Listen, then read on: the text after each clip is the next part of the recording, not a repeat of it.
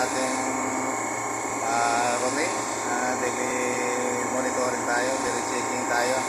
So sa ngayon nandito tayo sa isang unit na naman at mayroon na naman tayong counter na abnormality dito sa ating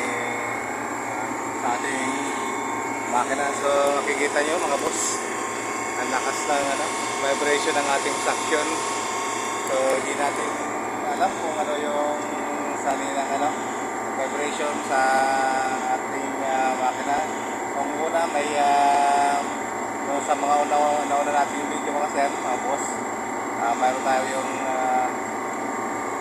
minidyo na ganito rin, malakasin ang vibration. Kaya lang dual stage yun, ay ating compressor ay double stage compressor o dual stage compressor.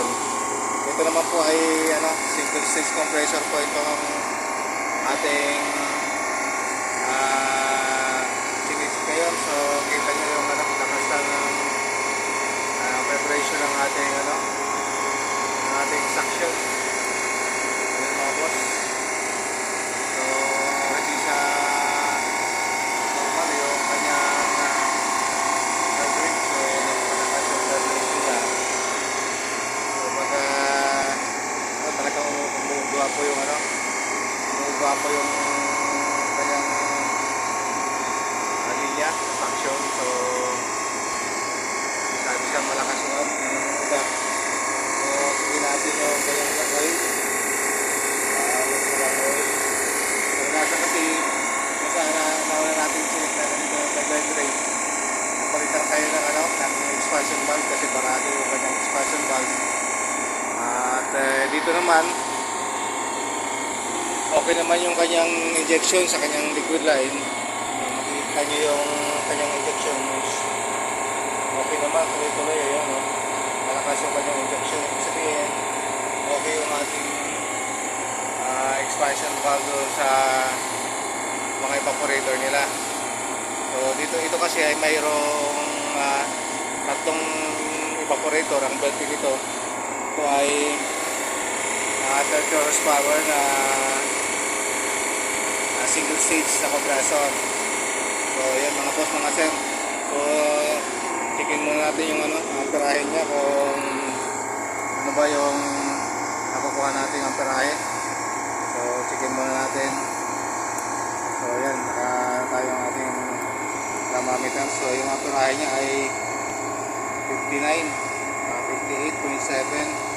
So yung kanyang max ampere dito ay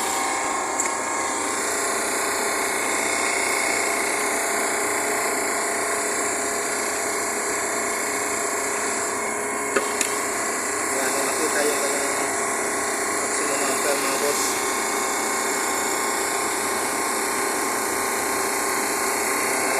Ayan. So yung kanyang maximum amperes, tapos mga 67, kaya maximum amperes yun. So yun, so yung kanyang amperes dito na nakuha natin ay 58.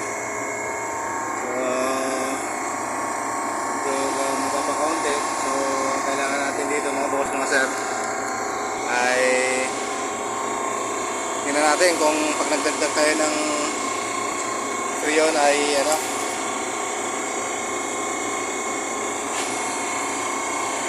bababa yung amperahe niya. Subukan natin mga boss, mga sir, may dagdagan. So para bumalik din yung kanyang langis. Kasi yung kanyang langis ay sa side sa kanyang side glass. So subukan natin magdagdag na tingnan natin yung amperahe kung babago. So dito mga boss, wala na tayong hindi na tayo gagamit ng gauge. So rekta tayo.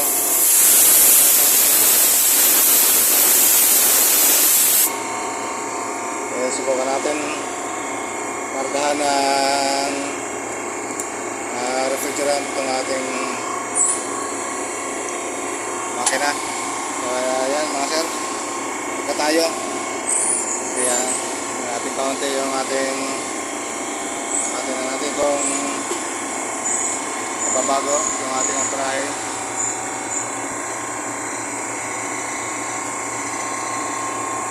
So, ang pinakahuling result nito, mga boss, baka may problema yung ating compressor.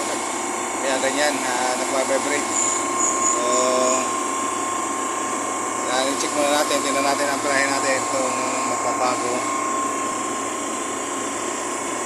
Karga tayo. Tingnan natin kung ating lang isa ibabalik na sir. So ayan mga boss, pinakita ko sa inyo kung ano yung, so ngayon ito yung amperahe natin ay 62.5, 62.3, bumababa pa siya. So tingnan natin kung magbabago kaunti yung ating yung ating vibration ng ating compressor tsaka yung ating langis ko ngayon. Medyo may bumabalik konti mga boss. Magkakulang na sa karga itong ating yung unit kasi medyo may kalumaan na to. Kailangan natin na checkin. Ayun, bumaba pa yung ating amperahe. Okay, 60. Sa ngayon mga boss, mga sir, hanggang dito po muna kasi haba masyado yung ating video. Gawin naman yung ating pagkakarga. So lahat naman yan ay gumagana. Ating mga pag-movers. So lahat yan ay okay naman. Maliban dito sa may fighting vibration. So yan, makikita mo mga boss. Makikita nyo kung may kaunting pagbabago. So hindi na masyadong malakas yung vibration ng ating ating suction line. At ang unting ay mabalik na yung ating langis sa ating isa-isa. So yan, mabalik na langis. At hanggang dito po muna mga boss, mga sir. At maki-likes lang po, maki-subscribe. At paki-comment na rin kung kung nagustuhan nyo ating video. Shoutout na rin sa ating mga team, sa ating team Baklasan, sa ating team Frost dyan sa Santa Maria, Bulacan. Shoutout sa inyo mga boss, mga sir. Baka pwede nyo akong pasyaran ulit at banding ulit tayo. So hanggang dito po muna mga sir, mga boss, at magandang araw po.